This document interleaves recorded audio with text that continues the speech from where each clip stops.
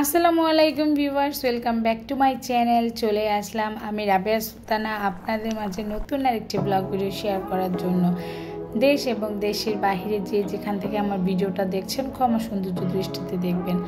আশা করি সবাই ভালো আছেন। তো সকালবেলায় কিন্তু আজকে একদম রান্নাঘর থেকে শুরু করেছি নাস্তা তৈরি করব। কখনো আসলে ভালো মতো দেখানোই হয়নি আমার নাস্তা তৈরি করা। আরও তো ভালো কিন্তু রুটি বানাতে পারি না, তো সকাল সকাল রুটির কাই করে নিচ্ছি। রুটি বেলতে হবে। হাজব্যান্ড খুব তাড়া দিচ্ছিল যে আমি তো অফিসে যাব, তুমি কেন নাস্তা দিচ্ছ না। তা আমি বললাম ঠিক আছে, তুমি একটু ওয়েট করো, সবার আগে তোমাকেই বিদায় দিব। তো রুটির ডোটা তৈরি করে আমি টেবিলের উপর রেখে দিয়েছি ফ্যান ছেড়ে একটু ঠান্ডা হওয়ার জন্য। আর এই ফাঁকে কফি মেকারে একটু পানি দিয়ে দিচ্ছি, মশারি ভেজাবে খালা। তো খালা বলছে গরম পানি দেন। আমি বললাম ঠিক আছে, একটু ওয়েট করেন, আমি আপনাকে 5 মিনিটের মধ্যেই দিয়ে দিচ্ছি। আর এর মধ্যে সেই যে আমি ডেকোরেশন করেছিলাম স্টিকার পেপার দিয়ে, এটা ক্লিপ রাখার জন্য একটা পট আমি এটাকে সাজিয়ে নিয়েছিলাম। এখানে ক্লিপগুলো আমি গুছিয়ে রাখি যাতে করে এলোমেলো না হয়ে যায়। আর এই ফাঁকে পানি কিন্তু গরম করতে দিয়েছিলাম, সেটা খালাকে এনে দিয়ে দিয়েছি। আমি রুটি তৈরি করব, তার আগে কয়েকটা কাজ ছিল। আম কেটে নিব, যেহেতু বাসায় প্রচুর আম আনে। আর আমার হাজব্যান্ড যে সকালবেলা আম কিংবা পেঁপে নাস্তার টেবিলে জাতীয় ফল খেতে খুব বেশি পছন্দ করে, তাই কিছু আম কেটে নিচ্ছি। কারণ বাচ্চারা যদি খায় হয়তো 1-2 টুকরো নিয়ে খেয়ে নেবে, হাজব্যান্ড খাবে, এভাবে আসলে খাওয়া হয়ে যায়। আর তা না হলে আমি যে পরবর্তী সময়ে এই যে আপুদের এলবি ভিডিওগুলো দেখতে দেখতে আসলে কাজ করার আর আমার সময়ও থাকে না, এনার্জিও থাকে না। তো এই ফাঁকে আমি রুটি বেলে নিচ্ছি হাজব্যান্ডের জন্য। আগে বিদায় দিব হাজব্যান্ডকে, তার জন্য। আর আমার হেল্পিং হ্যান্ড পিছনে কাজ করছে, উনি থালা বাসনগুলো সুন্দর করে গুছিয়ে দিচ্ছে। ওনার ধোয়া শেষ, উনি কুটাকাটা করবে আর আমি আমার কাজটা শেষ করে নিচ্ছি।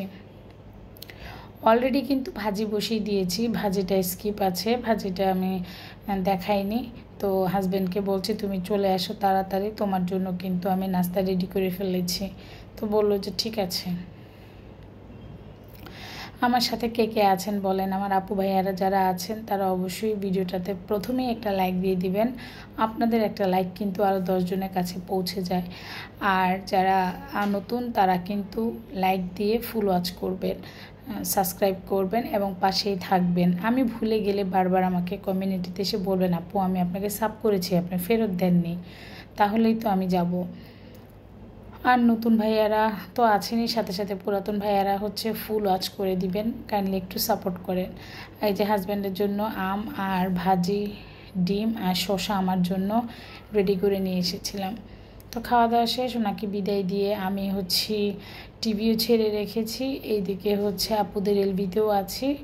আর এখন বসে বসে একটু কাপড় গুছিয়ে নেব, কারণ আমি সকালবেলা কাজ করলে আবার 1-2 ঘন্টা একটু রেস্টে থাকি, তারপরে আবার নতুন করে কাজ করি। তো কাপড় অনেকেই জমেছিল, তো সেগুলো গুছিয়ে গুছিয়ে আমি সেট করে দিচ্ছিলাম। যার যার কাপড় তার রুমে পরে দিয়ে আসা হবে, সেই জন্য আমি নিজেই বসে বসে এখন কাপড় গুছিয়ে নিচ্ছিলাম। এখন পর্যন্ত কে কে দেখছেন এবং শুনছেন জানি না, অবশ্যই জানাবেন। মানুষের জীবনে অনেক রকম পরিস্থিতি আসে, তবে সব পরিস্থিতিকে ওভারকাম করে কিন্তু এগিয়ে যাওয়াটাই উচিত, আমি যেটা মনে করি। আল্লাহ মানুষকে দিয়েও দেখেন আবার নিয়েও দেখেন, সবভাবেই পরীক্ষা করে। তাই আমাদের ধৈর্য হারা হলে হবে না। ইউটিউব জগৎ একটা যেখানে যে ধৈর্য নিয়ে কাজ করতে হয়, আমরা সবাই কিন্তু ধৈর্য নিয়ে এগিয়ে যাওয়ার চেষ্টা করব। আসলে ধৈর্য না থাকলে আমরা পিছিয়ে পড়ব।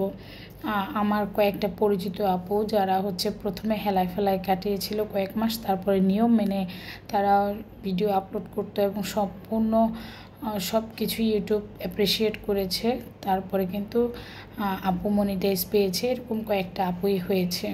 তো আপুরা যদি পেয়ে থাকে আমরাও ইনশাল্লাহ পাবো। তার জন্য দরকার ধৈর্য, নিষ্ঠা আর নিয়ম মেনে কাজ করা। প্রতিদিন একই টাইমে ভিডিও দেওয়ার চেষ্টা করতে হবে। আমি দেখেছি আমার খুব প্রিয় একটা আপুকে প্রতিদিন একই টাইমে ভিডিও দেওয়ার চেষ্টা করতো, এই দিক সেদিক হতো আর কি। আর কখনো রুলসের বাইরে যায়নি। ওনার হচ্ছে ওয়াচ টাইমের জন্য এলবিও করা লাগেনি, আলহামদুলিল্লাহ উনি পেয়ে গিয়েছে।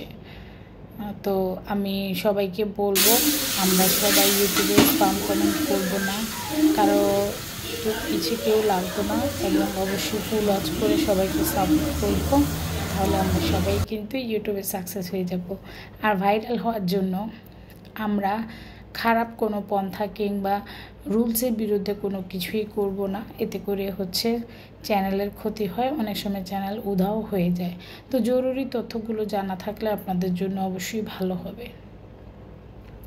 আমি এখানে টাটকিনি মাছ রান্না করব বেগুন আলু দিয়ে, এটা আমার হাজব্যান্ডের প্রিয় খাবার। তো আমি ঝোল কষিয়ে নিয়ে মাছ কষিয়ে নিয়ে তারপরে এর উপরে আলু আর বেগুন দিয়ে দিব।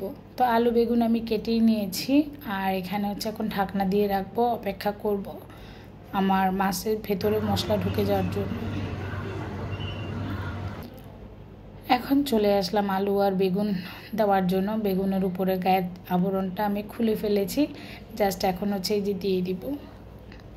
হ্যাঁ, বলছিলাম ইউটিউবের কথা। তো হচ্ছে ইউটিউবে আমরা একজনের ভিডিও ফুল ওয়াচ করি, কারো ভিডিও ফুল ওয়াচ করি না, অর্ধেক দেখে চলে যাই, একটা কমেন্টস করে চলে যাই। আসলে এগুলো করলে আপনারও ক্ষতি হচ্ছে, আমারও ক্ষতি হচ্ছে, আসলে এটা করা উচিত না।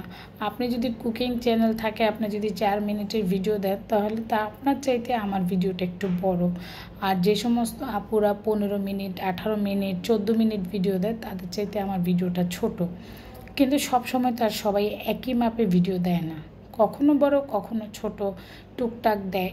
তো আমরা কেন এই ধরনের হিংসা বিভেদ মনে রেখে ভিডিও দেখব? আমরা সবাইকে সাপোর্ট করব, ভিডিও দেখে দিব। আর আপনারা দয়া করে লিখবেন না 12 নাম্বার লাইক 14 নাম্বার লাইক, এগুলো লিখবেন না। আমার ঘরে এসেছেন, হ্যান করেছেন ত্যান করেছেন, আমরা তো দেখলেই বুঝি যে আপু ভাই এটা নতুন। যাই হোক, এখন আবার চলে আসি। আজকে হচ্ছে বড় মাছের মাথা দিয়ে মুগ ডাল দিয়ে রান্না করব। তো তার জন্য অপর চুলায় আমি তেল দিয়ে নিয়েছি আগে, তারপরে পেঁয়াজ, এরপরে মাছ, লবণ আদা রসুন পেস্ট দিয়ে নাড়াচাড়া করে এবার হলুদ মরিচ জিরা যা যা গুঁড়া দেওয়ার দরকার সব দিয়ে দিব। এখানে আমি গরম মশলা যুক্ত করেছি। আমি মাছের মুড়িঘণ্ট রান্না করলে এতে গরম মশলা যুক্ত করি, দারচিনি এলাচি আলাদাভাবে দিই না। তখন সুন্দর মতো করে নাড়িয়ে চাড়িয়ে তারপরে আমি মাছের মাথাটা কষানোর জন্য পানি দিয়ে দিব। মাছের মাথা যখন কষানো হয়ে যাবে, তারপর কিন্তু আমি মুগ ডাল দিয়ে দিব। মাছ আর তুলে রাখবো না, একদম সরাসরি ভাজা মুগ ডালটা সুন্দর মতো ধুয়ে তারপরে দিয়ে দিব। আমার মতো কে কে এভাবে রান্না করেন অবশ্যই জানাবেন। আর মুড়িঘণ্ট আপনাদের খেতে কেমন লাগে? আমার বাসায় রান্না করলে মুগ ডাল দিয়ে মাছের মাথা সবাই খুব মজা করে খায়। আমার তৌফিক খুব অস্থির হয়ে যায় কখন মাছের মাথাটা খাবে, আর বড় ছেলে ওরাও খুব বেশি পছন্দ করে। তাই আমি মাছ আনলেই নতুন অবস্থায় রান্না করি। একদিন আগে এনেছিলাম, তার পরের দিনেই রান্নাটা সেরে নিয়েছিলাম। আমি জানি আজকে আমার শরীরটা ততটা ভালো না, আমার ভয়েসটাও অত সুন্দর আসছে না, তো ক্ষমা সৌন্দর্য দৃষ্টিতে দেখবেন। যেহেতু আমি রেগুলার ভিডিও দেই, তাই যতই কষ্ট হয় না কেন আমি কিন্তু ভয়েস দেওয়ার চেষ্টা করেছি। আপনাদের কাছে যদি খারাপ লাগে আমাকে অবশ্যই ক্ষমা সৌন্দর্য দৃষ্টিতে দেখবেন এবং ফুল ওয়াচ করবেন।